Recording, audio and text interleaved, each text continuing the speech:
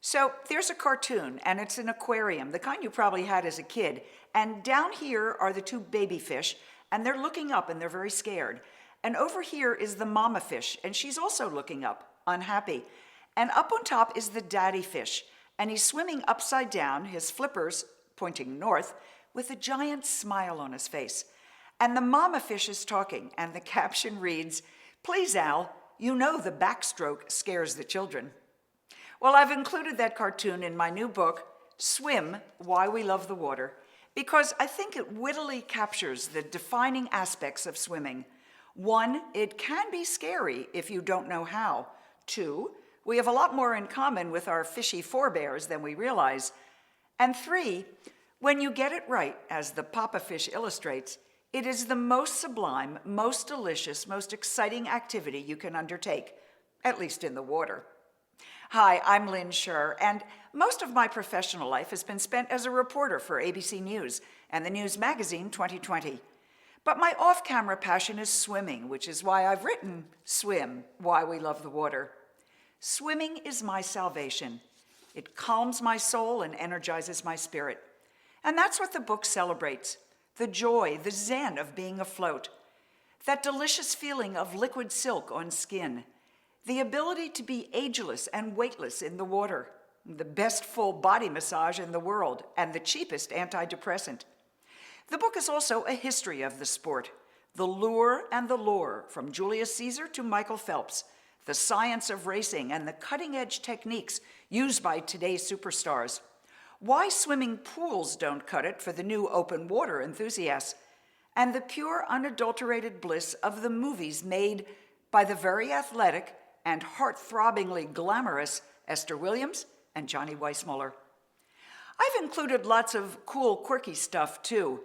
Did you know that the very first person to swim the English Channel back in 1875 used the breaststroke?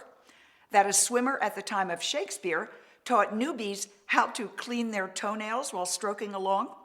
That there is no bathing cap that will keep your hair dry?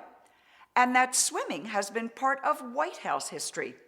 When John Quincy Adams was president, he skinny dipped in the Potomac nearly every day.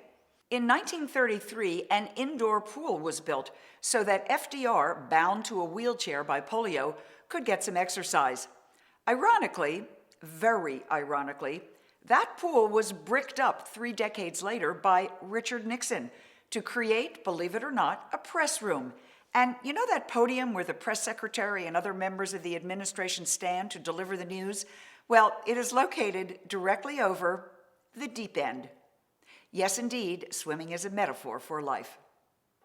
I've also written in the book about the science of swimming, the techniques of racing, about the development of swimsuits, from bloomers to bikinis, and the blessing of spandex. Hint, spandex is an acronym for expands, which it does, then recoils so that you don't.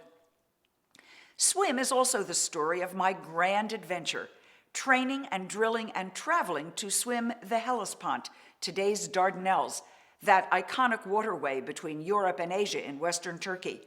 It was a race with nearly 500 swimmers from all around the world. I'll spare you all the details here, but they're all in the book, from its mythical history and the story of Hero and Leander, through the importance of the Hellespont in the Trojan War, Troy is right there where we swam, to the romantic poet Lord Byron, who first swam across to prove it could be done. In my case, on a glorious August day. Just know this, it was the most exhilarating, most exciting challenge I've ever undertaken, and thinking and talking about it still makes me smile. And here's the secret.